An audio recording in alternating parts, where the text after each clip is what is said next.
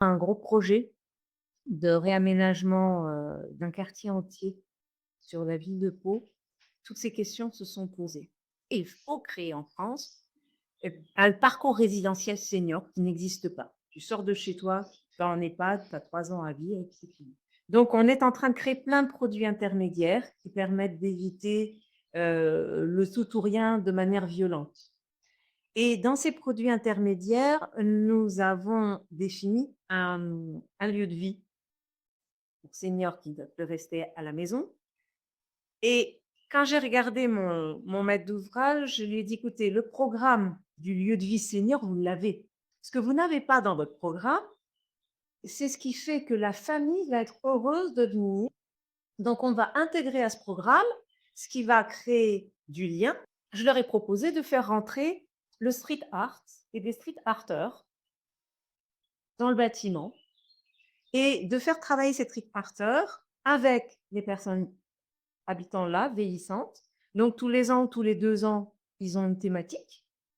Donc déjà, ils font travailler le cerveau, ils sont contents de se lever parce qu'il y a les ateliers pour réfléchir à ce qu'on veut sur les murs.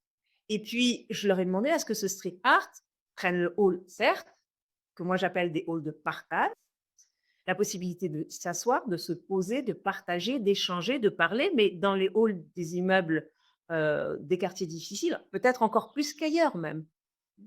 Et donc, heu, dans les escaliers, puisque je veux qu'ils montent et qu'ils descendent les escaliers. Donc quand les enfants, les petits-enfants viennent, je veux qu'ils aient le la joie, le plaisir, la fierté de monter et descendre l'escalier à leur rythme. Ça veut dire que l'escalier, techniquement, et si on vient sur un point économie, il est un peu plus large, pas forcément, mais il est mieux équipé et puis surtout, les paliers sont un peu plus grands pour que je puisse y intégrer des assises parce que mon sujet, moi, c'est de monter et descendre à mon rythme. C'est pas de cesser de monter et descendre parce que ça me fatigue trop. Je me fiche de le descendre en courant. C'est de le monter et le descendre à mon rythme en pouvant m'asseoir à chaque palier. On a la réponse sur j'habille les escaliers avec tout ça et je suis fière d'y amener mes enfants, mes petits-enfants et les enfants, mes petits-enfants, les ados, ils montent et ils descendent les escaliers pour aller voir ce qui a été créé. Qui que ce soit, où que ce soit, et il n'y a pas riche pauvre là-dessus, c'est moi qui l'ai fait. Ça donne un sens à ma vie et puis je suis fière de moi. J'ai su le faire, j'ai pu le faire. Et là, effectivement, on ira plus souvent.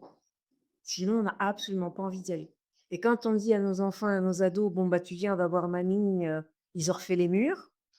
Ah bah oui, ils montent dans la voiture, hein.